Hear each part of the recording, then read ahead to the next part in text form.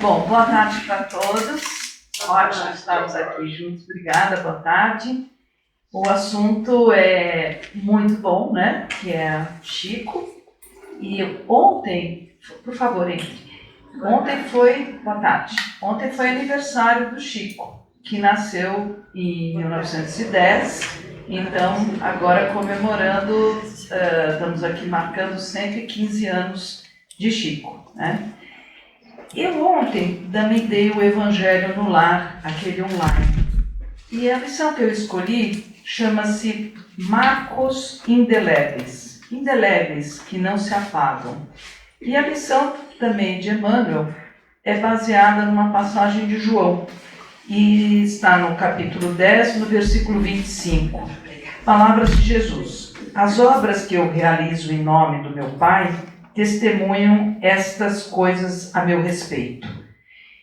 E aqui eu usei ontem essa passagem para trazer justamente Chico, porque aqui fala as obras que eu faço em nome de Jesus, em nome de Deus, né? Nós aqui que não somos Jesus, eu estou pensando assim, né? Baseada nas palavras dele, são o que nós vamos deixar aqui de marcas, né? Que não vão passar. Mas vão conosco, porque as coisas que são indeléveis, que são marcantes, elas são tanto para o bem quanto para o mal.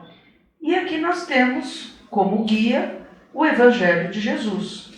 Então a gente pensar nesse exemplo de hoje, que a lição é de Chico, ele nasceu já entendendo o Evangelho. Um espírito extremamente evoluído, que já trouxe muita carga com ele de outras vidas, né? Já veio muito emancipado. Então ele de pequenininho, ele já era uma criança carinhosa, amorosa, querida. Ele sempre foi uma criança já assim dócil, né? Amava muito a mãe dele, uma casa já cheia de irmãos, muito pobres que eles eram. E ele, com tudo isso também, considerado bem esquisitinho, porque ele deixava a família com muito medo das coisas que ele falava, porque já estava com a mediunidade dele aparecendo.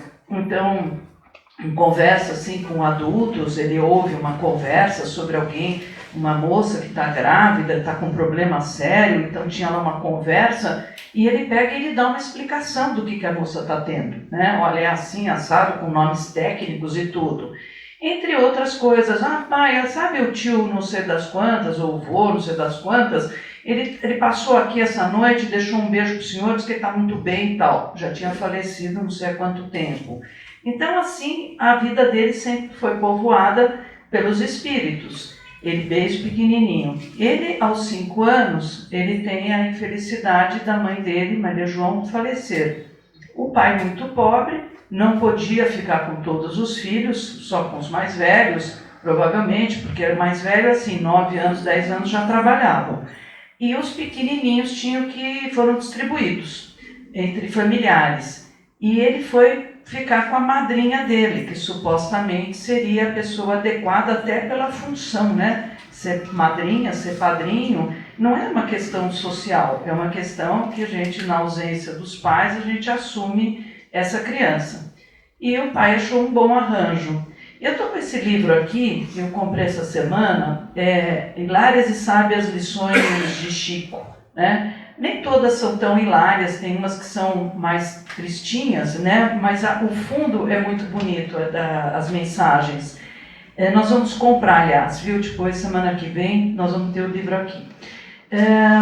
O Chico fala uma coisa assim tão doce, que a gente vê a leveza dele, a doçura dessa criança. Ele fala que ele saiu do cemitério, no enterro da mãe, já para ir embora com a madrinha. E ele viu a diferença, que a madrinha estava caminhando à frente dele, com pressa. E ele sentiu a mãozinha dele vazia, tentando pegar na mão da madrinha, e lembrando que a mãe dele diminuiu os passos para estar ao lado dele. Então ele já sentiu que a vida dele não seria muito fácil, porque a madrinha, que Deus a tenha, mas não viveu muito bem aqui, ela deixou marcas indeléveis, não para o bem, pelo menos nesse momento, que a gente tem registro, porque ela foi uma mulher muito frustrada, cruel com o Chico, tudo, e o Chico foi ficando muito mal, tinha 5 anos. E ele ia se refugiar no jardim, que é num quintal, né, da casa dessa senhora, que também devia ser uma pessoa simples, e a mãe dele passou a aparecer, e ele conversava com a mãe. E a mãe o consolava, falava, filho, tenha paciência, a madrinha é boa, ela só é um pouco nervosa, tenha paciência, não queira mal a ela. E assim ele foi se sustentando na casa da madrinha, com vários problemas que ele teve lá. O pai, felizmente, casa com uma outra senhora, uma outra moça, né? E essa moça era novamente como a mãe de Chico. Uma mãe que era assim, ela era uma senhora, uma mulher super bondosa, carinhosa, altruísta, é uma que também vivia o Evangelho, porque ela vai e faz o seguinte, ela pede para o pai de Chico chamar todos os filhos, que ela queria todos eles reunidos com ela, na mesma casa. E ainda, isso já eram 9 filhos, e eles tiveram mais 6 filhos. Então, aquela multidão de gente, de criança, de tudo. O Chico, lá pelos seus 9 anos, tem que ir trabalhar, ele vai trabalhar, porque era importante, né, que qualquer dinheiro que entrasse era um dinheiro que pelo menos pagasse o próprio sustento dessa criança, né.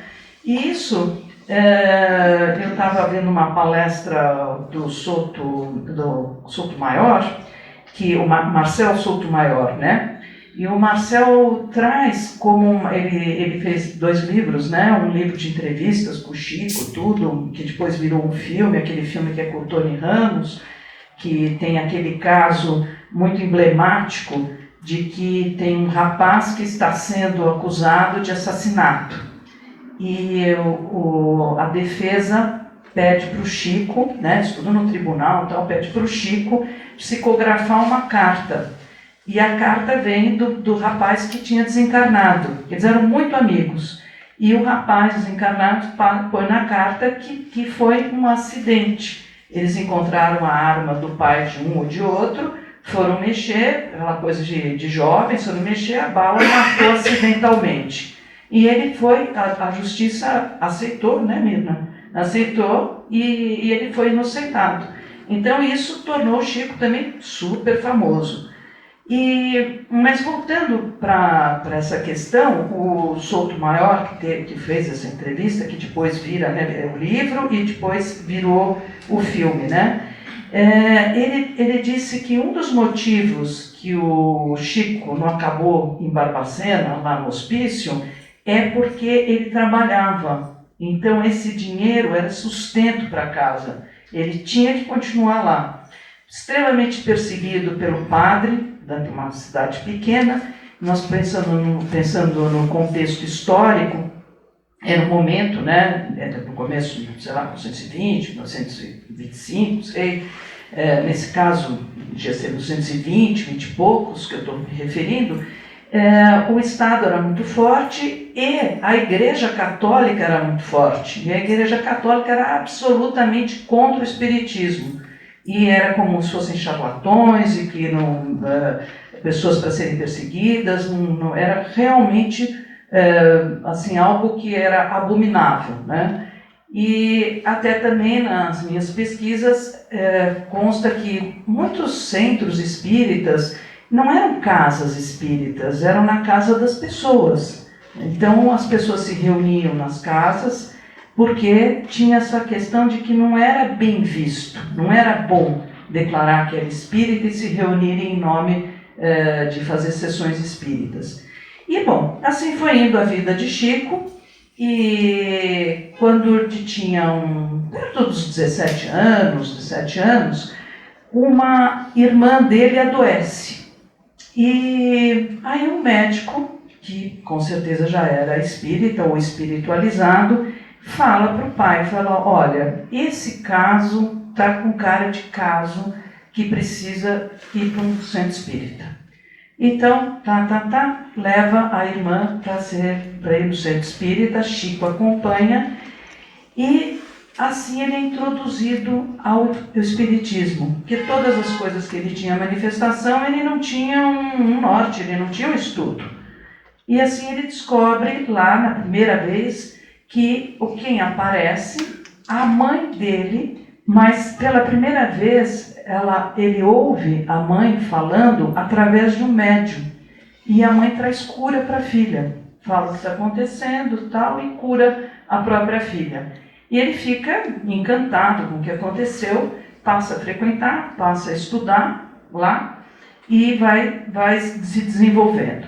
Aí, mais um pouco, tal, ele recebe um espírito, ele descreve assim como um homem assim bonitão, alto, imponente, uma pessoa assim com presença, e que se apresenta como Emmanuel. Emmanuel é íntimo nosso, né? Porque toda semana nós estamos com Emmanuel aqui há anos, né? Nós somos assim com Emmanuel, né?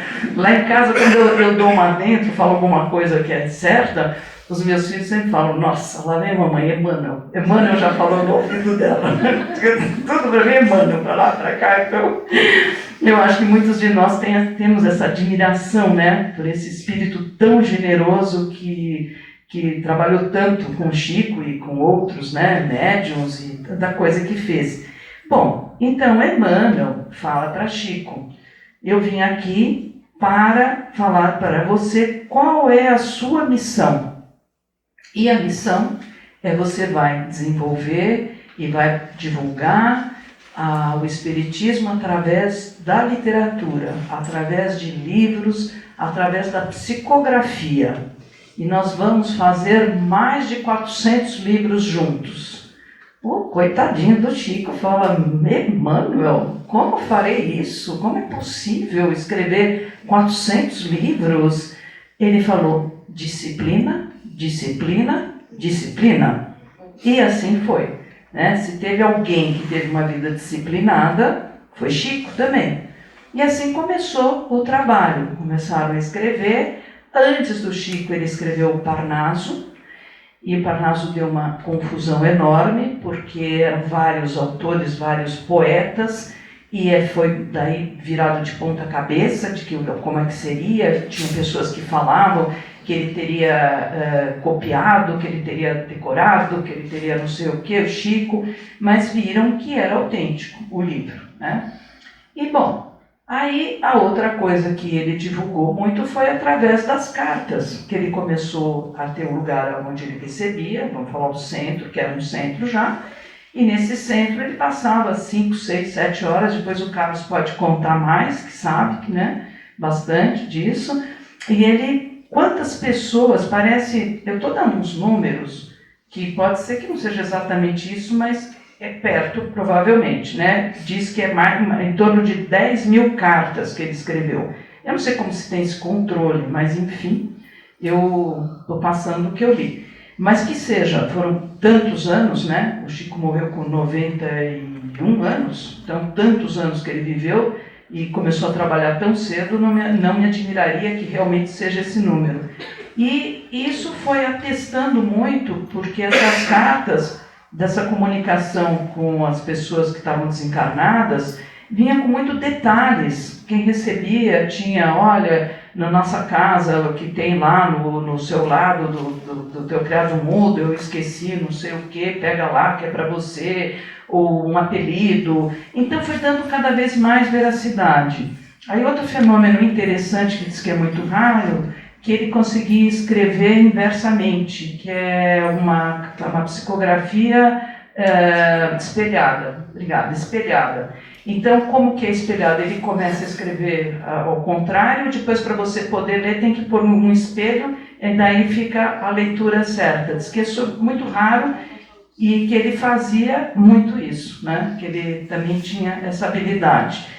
E assim vai indo cada vez mais atacado, porque a gente sabe que quando a gente sai do anonimato, é algo que tem o pessoal que é totalmente do contra, que começa a querer te derrubar de qualquer jeito.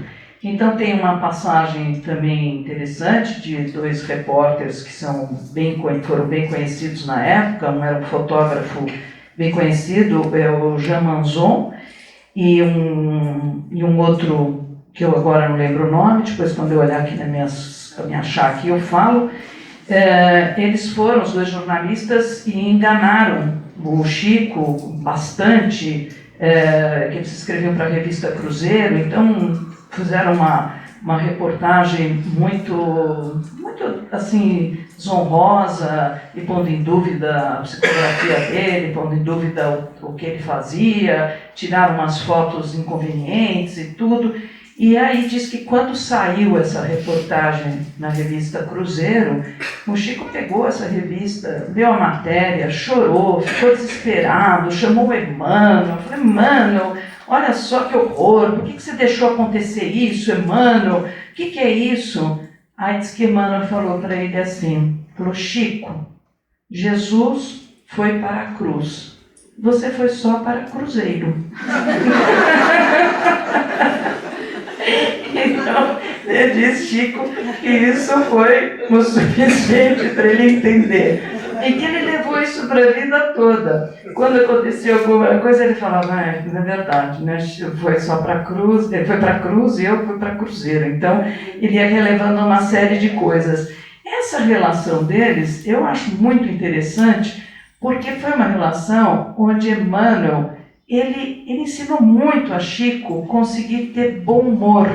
E Chico realmente já tinha isso inato, porque ele não precisava estar recebendo a inspiração de Emmanuel, que também tinha tiradas muito boas, mas que ele falava as coisas de uma forma muito engraçada. Então tem aquela passagem também, que ele está no avião, eu acho que alguns de nós conhecem, que o avião começa a ter uma turbulência, aquela sensação que vai cair, que vira para lá, que vira para cá e tal. E daí começou todo mundo a gritar, e daí Chico lá pelas tantas, um padre gritando, e fala: o padre está gritando, vou gritar também. E começa, e daí diz que Emmanuel aparece e fala: Chico, o que é isso? Que vergonha, para com isso. Ele fala: não, mas eu estou apavorado, eu vou morrer. Ele falou: o que tem? Quantas pessoas estão morrendo agora? O que tem que vai morrer? Aí ele falou assim: mas eu estou com medo. Ele falou assim: não quero morrer. Ele falou: eu vou morrer. O Chico repetiu: eu vou morrer. Ele falou: morra com classe. Para com essa gritaria, chega. Chega agora, chega de gritar. E assim tem um monte de histórias dele. E ele, com essa bondade incrível, ele tem a benevolência total, Chico, porque ele sempre estava fazendo bondades. Ele, uma época, ele teve que fazer um tratamento de acupuntura, mas tinha que vir para São Paulo. Estamos falando, tudo é antigo, né? Ele tinha que vir para São Paulo. Então, diz que parece que era a cada 15 dias, qualquer coisa assim. E então ele pegava e fazia muitos sanduíches. E a estrada, aquela estrada também mais simplória, não são as estradas de hoje, muita gente circulando, muita gente pobre, gente a cavalo, carroça. E daí ele estava no carro, daí ele ia, mandava o carro parar, descia, distribuía sanduíche, falava: e aí, meu filho, como é que está? Tá tudo bem e tal? Batia um papo, confortável, e tanto que a viagem, se fosse demorar, sei lá, 2, 3 horas, demorava 8, né? Porque tinha que parar toda hora, dar sanduíche e conversar com as pessoas. E assim foi. Outra coisa que também me marcou o Natal. O dia 24, a comemoração de Chico era nas ruas, e ele ia de carro, né? E tinha um grupo que era um grupo de apoio, inclusive o Bacelli era uma das pessoas que participava, essa pessoa que recebe, né, as psicografias também. Eles saíam e iam nas casas mais simples que tinham. Aí iam lá, levava comida, levava um brinquedinho, uma roupinha, como o que precisasse, né, que estava lá disponível para eles doarem. E eles ficavam até umas 4 da manhã fazendo isso. E tudo com o principal, né, que é com o acolhimento, com a conversa, com o carinho. E assim ele fez uma série de casas assistenciais. Ele, vamos dizer, ele é uma pessoa que começou a pensar nesse nível de ONGs, né, de casas que vão trabalhando para os outros, e assim foi a vida dele. Chegou em 1981, se não estiver falando errado, ele foi indicado para o Prêmio Nobel da Paz, porque tudo que o Chico pregou realmente está aí no Evangelho de Jesus. Então, o que é? Paz, amor, a caridade, a benevolência, a compaixão, esse movimento de não ter nenhum preconceito, nenhum é melhor que o outro. Todos, ele atendia pessoas que eram riquíssimas, que chegavam lá de carros maravilhosos, cheios de joias, a pessoas que eram extremamente simples, que não tinham nada. Então, comecei com essa frase das marcas indeléveis, porque é isso, né? Esse dia que estamos aqui conversando com ele, né? Tomara que alguém vai falar, olha lá no CRE, estavam falando de você, viu? Seu aniversário, né? Mas é isso, né? Vamos dizer, estamos falando sobre ele, não é apenas para a gente falar, legal, né? Dia 2 de abril, então é aniversário de Chico, no dia 3 nós conversamos sobre isso, é para nós sairmos com a ideia, o que nós estamos fazendo, né? O Chico é o nosso, como eu falei ontem, é o nosso norte. Então, o que nós estamos fazendo com a nossa possibilidade de fazer algo que fique, né? Que fique também bem claro que vai ficar para nós, porque quando nós desencarnarmos, nós vamos levar todo o bem e todo o mal. E o que a gente pode fazer como opção, uma vez que nós somos criados inteligentes, pessoas que têm condições de fazer escolhas, né, que é o livre-arbítrio, o que nós vamos estar levando? Então eu acho que essa mensagem de hoje é muito importante para a gente poder pensar nisso, de como que eu estou lidando com esse meu momento, com esse meu presente aqui. Né? O que eu estou fazendo com a minha vida? Porque nós temos aqui, então, nesse exemplo do Chico, eu estou olhando aqui o relógio, mais ou menos eu tenho que terminar.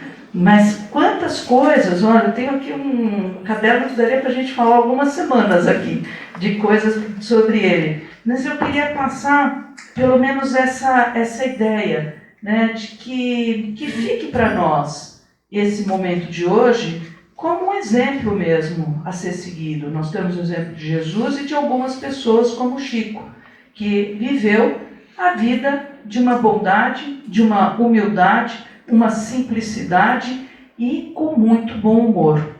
Para terminar aqui, eu vou falar que tem uma pergunta que fizeram para o Chico. Olha que bonito isso, como é algo de alguém, assim, uma coisa de alguém que realmente é sem limite, né? Não quer pôr as coisas em lugares pequenos, né? Ele fala assim, pergunta para ele, qual é a verdade desta vida? E ele responde, há algum tempo, um espírito amigo, um trovador de renome, ao referir-se à verdade, me disse que ela se parece a um espelho do céu, que se quebrou ao tocar na terra, em inúmeros fragmentos. Cada um de nós possui um pequeno pedaço desse espelho simbólico, com o qual pode observar a própria imagem, aperfeiçoando-a sempre. A própria imagem. Então, fica aqui algo para nós pensarmos. Agradeço a atenção, depois a gente conversa mais um pouquinho. Obrigada.